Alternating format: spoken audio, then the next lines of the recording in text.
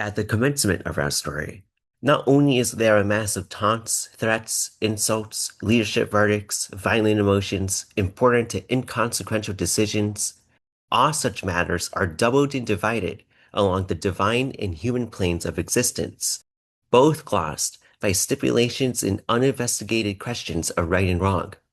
For the first book, remember as chapter, there is certainly a mass of details to get lost and confused by, especially in the first read. Therefore, as you read book one, I want you to focus solely on two essential plot points, and as you righteously let go of all remaining details, have utmost confidence that not only many of them will be covered in the upcoming lecture, you can also return to them later and bring to class any questions or observations that catch your mind. The first essential point to bear in mind while reading, closely linked to the second, is this. Recall from our introductory class the omnipresent concepts of themis and decay. Themis as the divine law that establishes proper social order, and decay as the concrete judgments that restore and uphold that order. Recall that these protocols are guaranteed by Zeus, entrusted to human kings, and are quite specific. As we discussed those specific protocols, remember for book one the protocol of kings issuing straight, proper verdicts. That is the most important protocol in the entire Iliad, and it is crucial to keep it in mind while reading book one. The second essential point, due to the first, pay attention to the two characters Achilles and Agamemnon, our protagonist and antagonist, respectively. Observe how the central conflict between the two erupt and pay close attention to who says what and how they say it. What exactly is the conflict between the two, and why does it go unresolved in book one? If you keep just these 2 points in mind, book one will not feel like the daze it often is for first-time readers. And when you return for the post-reading lecture, you will begin to see just how masterfully Homer crafted the starting point of the epic. As a minor point, we'll meet 3 characters whose names are a bit difficult to keep straight. Chryses, Chryseis, and Briseis. Chryses is the father of Chryseis, and Briseis the war prize woman Agamemnon will steal. A helpful trick to keep these oh-so-similar sounding names straight: Chryseis and Briseis are the women whose names end in that seis. Chryseis, Briseis. Chryses is thus the obvious father of his similar named daughter. Now, pause today's lecture and read E.V. Rieu's translation of Book 1 of Homer's Iliad. Lecture number 1, Book 1's integration to the plot and theme. Before we begin, a brief reminder of the lecture format. The post-reading lectures are divided into 3 parts. The first covers the book's relevance to the poem's plot and theme. The second unpacks many of the wonderful poetic values within the book, and the third offers various cultural integrations. We thus begin with the first. Our poem, in prose translation, begins with the famous invocation of the Muses. It sets the subject of the story, the anger, the wrath of Achilles, which brought many Greeks, quote, endless sufferings, and sent many warriors to Hades. It concludes by identifying the cause of that wrath, namely, the conflict between Achilles and the Greek supreme commander Agamemnon. We have more to say about the invocation later. The narrative readily shifts to the priest's father Chryses supplicating Agamemnon for the return of his daughter Chryseis. Agamemnon insults him, and thus insults the god Apollo, leading to Apollo's 9-day plague upon the Greek army. This leads to the assembly and what eventually kicks off the feud between Achilles and Agamemnon. We then hear Achilles' first spoken words. He says, quote, Agamemnon, son of Atreus, what with the ravages of the fighting and the plague, any of us who are not dead by then will soon, I think, have to sail for home. He continues on in much the same way, with his unprovocative tone as hardly the words of a power-hungry man, but rather the words of someone genuinely concerned that the Greek contingent might perish, let alone himself. That said, just before our Greek priest Calchas breaks the non-news that the plague's all Agamemnon's fault, Achilles ensures Calchas' protection, quote, not even if you name Agamemnon, who now claims to be by far the best of the Achaeans.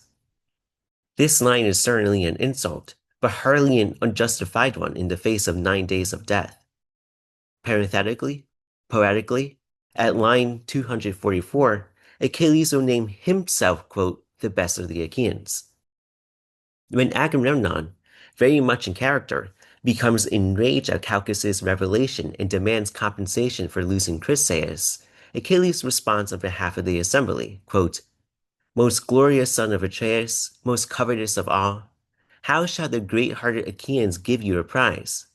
We know nothing of a hoard of wealth in common store, but whatever we took by pillage from the cities has been apportioned, and it is not seemly to gather these things back from the army.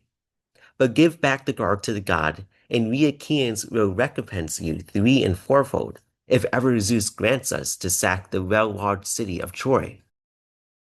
In our translation, Rieu translates, quote, covetous as greed, but the insult remains. Even so, the insult is somewhat softened in a society concerned with acquiring time, honor in the form of material rewards. Moreover, Achilles' speech is less biting than practical. It is also worth noting that the three and fourfold recompense Achilles mentions corresponds to what the Scholia, the ancient commentaries, identify as the likely legally appropriate repayment owed in such circumstances. Achilles is therefore acting in accordance with his prerogative as a king, attempting to restore Themis through a practical decay. Nevertheless, the two soon come to verbal blows, and Achilles is tempted to slay Agamemnon on the spot. However, Athena intervenes in what I consider one of the most magnificent moments in literature. In a deeply familiar human experience, anger preceding impulsive action, Athena, who may be read allegorically as right reason, literally grabs Achilles by the hair and restrains him. This intervention produces what becomes the crux of the poem, Achilles' strike. This moment is worth pausing over, as it's very easy to read a number of imprecise interpretations on this otherwise wonderful, marvelous scene. The first point is that whereas it is incontrovertibly true that Athena represents, in part, wisdom, which is rational thought or reason, and that she is thus acting as an arbiter of justice on Achilles' behalf, we must also understand that she is also an arbiter of Themis, of social order. Yes, she provides Achilles with a way to obtain what is rightfully his while simultaneously preventing the army from turning on him. However, she is also simultaneously ensuring Agamemnon is not killed and that the social order is preserved. This is a crucial point, as it's very easy to see her as on Achilles' side, which she is, while missing that she's simultaneously on the side of his antagonist. Second, consider what she actually says. Quote, I tell you bluntly, and I mean it. The day shall come when splendid gifts 3 times as valuable as what you have now lost will be laid at your feet because of that humiliating affront. Hold your hand then, and do as we tell you.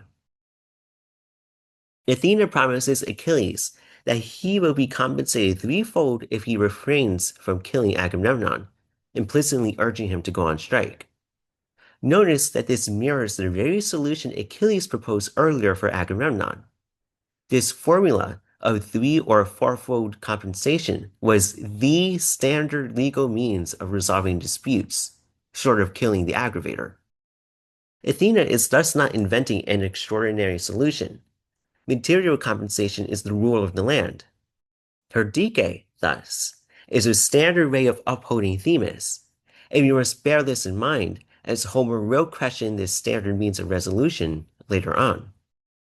To foreshadow that development, recall Achilles' brief reply, quote, Goddess, a man must respect what you and Hera say, however angry he may be. Better for him if he does. The gods listen to the man who goes along with them. Achilles cannot be said to be happy with this advice. His response sounds less like acceptance and more like someone being pushed around. What follows is Nestor's attempt at conciliation. Two points are most important for the rest of the poem. First, he says that Agamemnon receives his authority from Zeus and that, quote, a leader who holds the scepter of power has more claim to our respect than anyone else. Second, he says that Achilles, quote, is a mighty tower of strength for every Greek in the hell of battle. Notice the contrast. Agamemnon's authority is vouchsafed by the gods, whereas Achilles' value lies in his actual, physical, direct, and demonstrable contribution to the war effort. Agamemnon's authority is passively granted.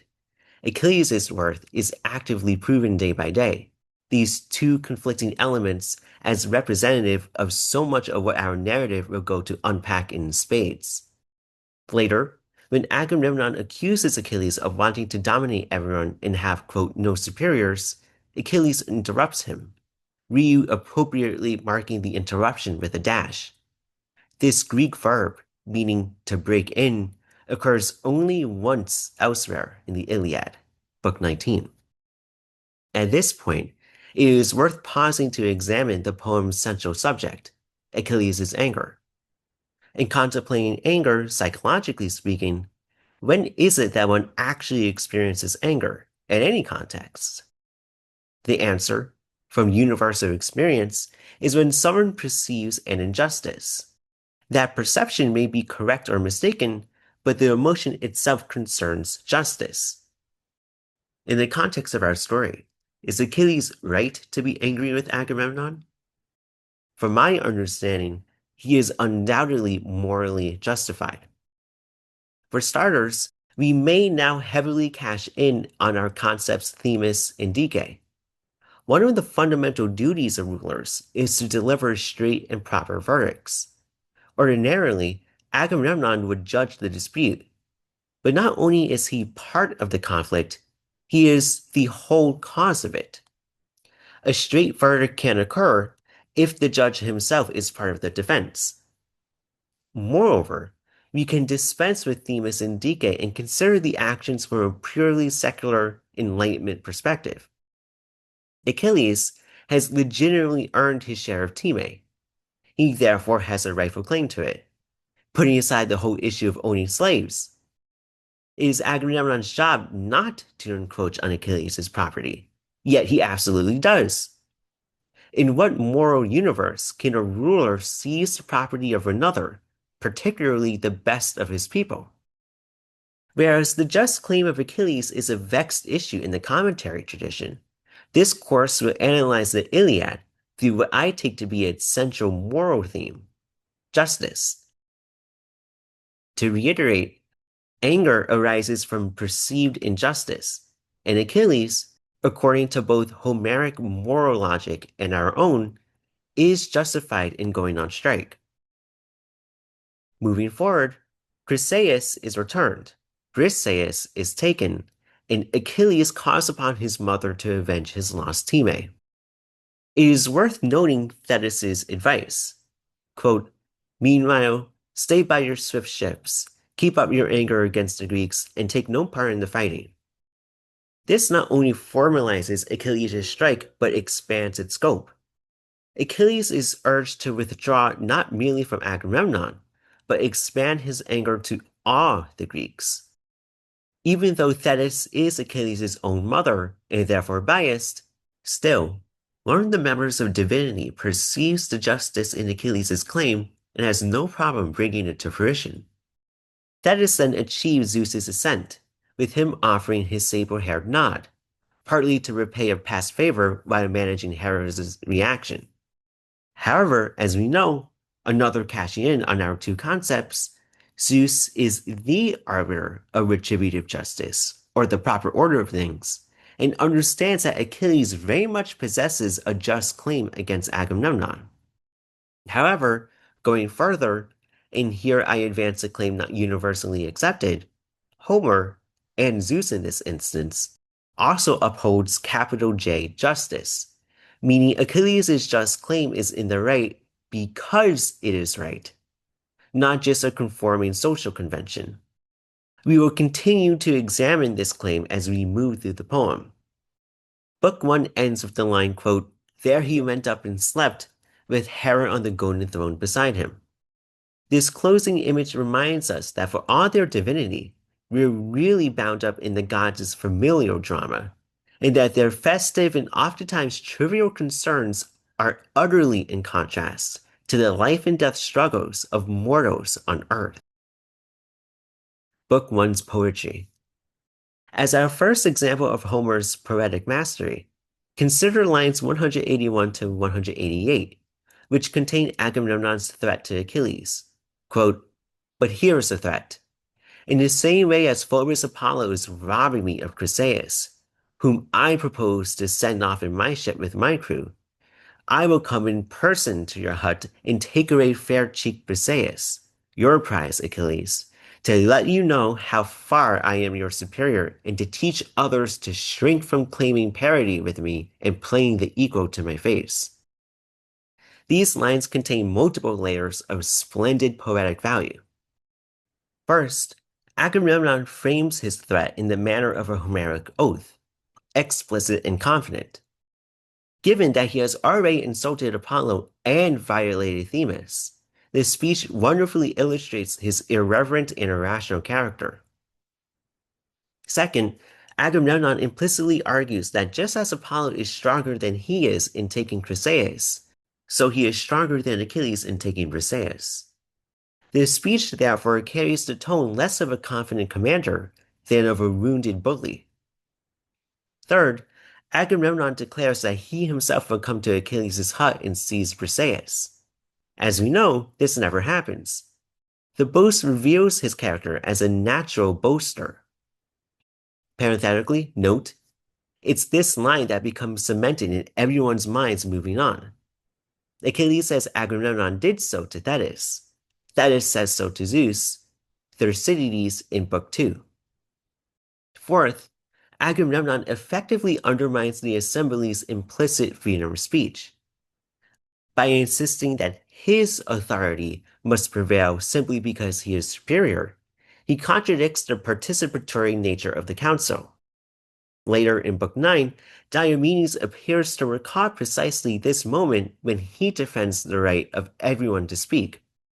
In fewer than 10 lines, Homer manages to pack characterization, conflict, and narrative seeds for later development, a truly remarkable feat. Moving on, when Athena grabs Achilles by the hair, I simply want to mention that, in giddy fashion, we know Achilles has brown hair.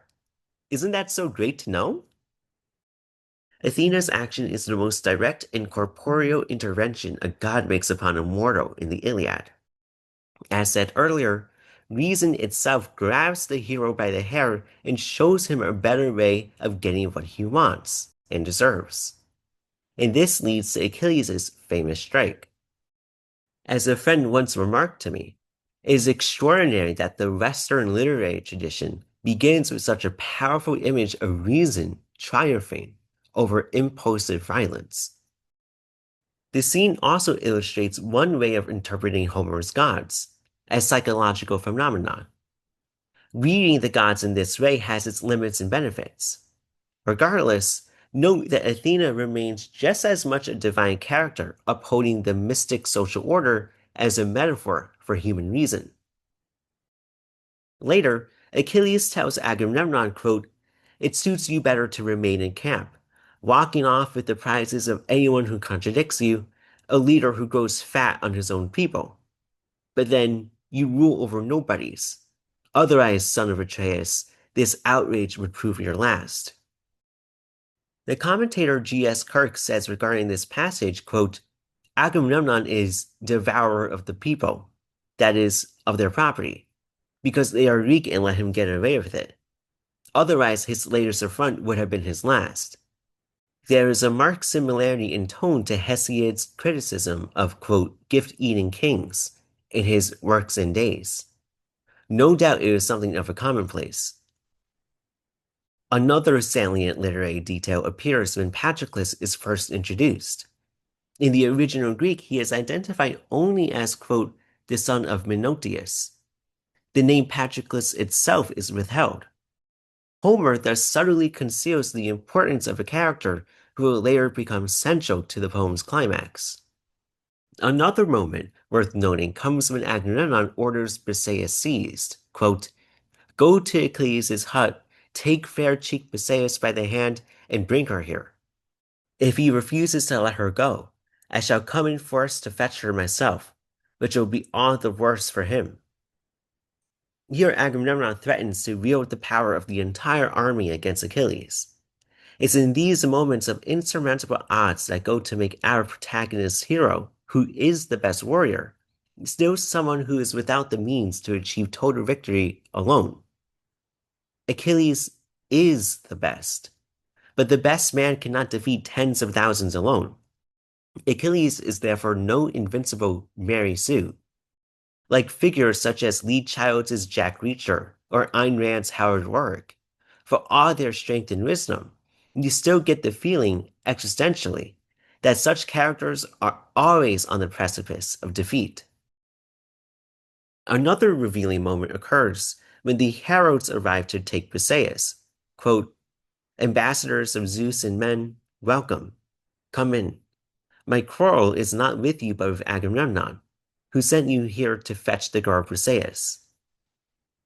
Achilles' anger remains precise and directed. It is aimed at one man, not the entire Greek army. Homer is clear in his intention to show the reasonable human side of Achilles very early on. Perhaps the most striking literary moment of all occurs when Achilles weeps. After Briseis is taken, quote, "withdrawing from his men, Achilles broke into tears. He sat down by himself on the shore of the Gray Sea and looked out across the boundless ocean. He then laments, crying to his mother, who comforts him by stroking his hand. For modern audiences accustomed to stoic masculine heroes, this can be a most alien experience. The Greeks, evidently, had a radically different idea of masculinity, one where its male heroes were passionately, intimately connected with their emotions, a feature I most emphatically adore and love. Achilles, as we'll see, is a man who lives every moment. Finally, toward the end of the divine assembly, two lines stand out. Quote, "There the whole company of gods rose from their seats in their father's presence." Then, quote, "the father of men and gods replied to her." It's subtle moments like these that go to capture the power of well-choiced and timed words.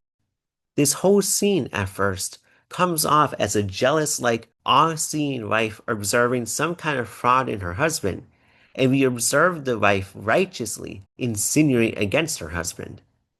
However, it's only with the turn of phrase that we are reminded that this is no father in an ordinary sense.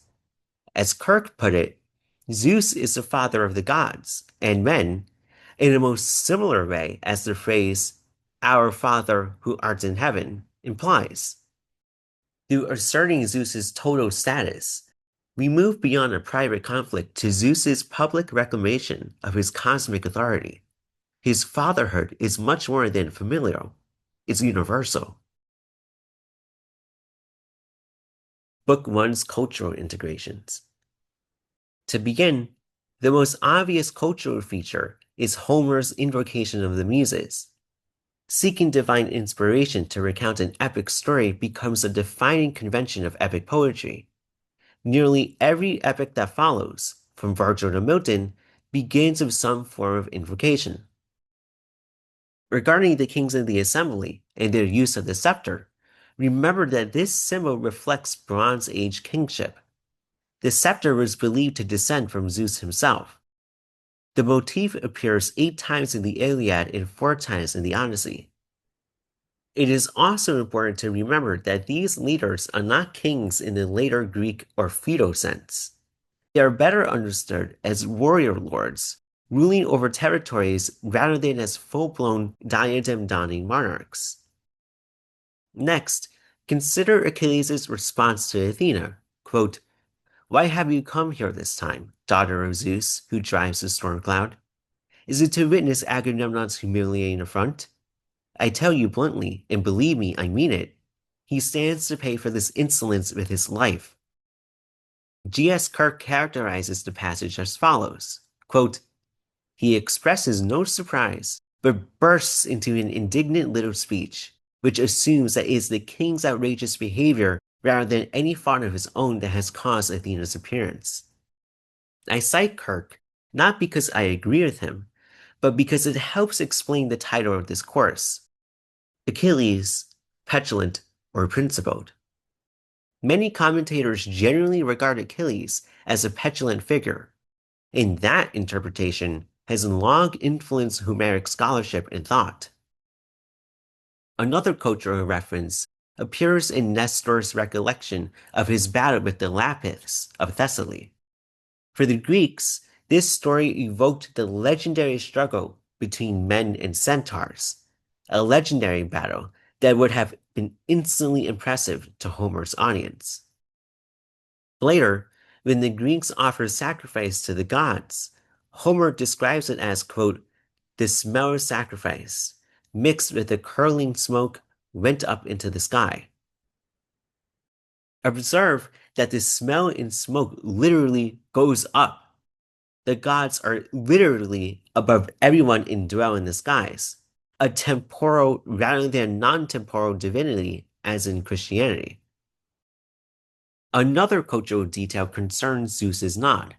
Quote, when I seal a promise with a nod, there can be no failure to fulfill it, no going back, no deception. As the son of Cronus speaks, he nods his, quote, sable brows. The 5th century BCE sculptor Phidias created a famous statue of Zeus, now lost, which ancient descriptions suggest captured precisely this majestic image. And finally, a most apt way to end our cultural integration section, a passage from John Milton, the final poet in our 4-poet program. Hephaestus recounts how Zeus once hurled him from Olympus, quote, I flew all day and, as the sun sank, I fell, all the life knocked out of me on Lemnos, where I was picked up and looked after by the Cynthians. Milton later retells the story in his epic poem Paradise Lost, naming Hephaestus, quote, Mosibar. Quote, men called him Mosibar, and how he fell from heaven, they fabled, thrown by angry Jove sheer over the crystal battlements. From morn to noon he fell, from noon to dewy eve, a summer's day, and with the setting sun dropped from the zenith like a falling star on Lemnos, the Aegean isle. Kirk remarks that it is remarkable Milton could improve upon Homer's scene. I am very much inclined to agree.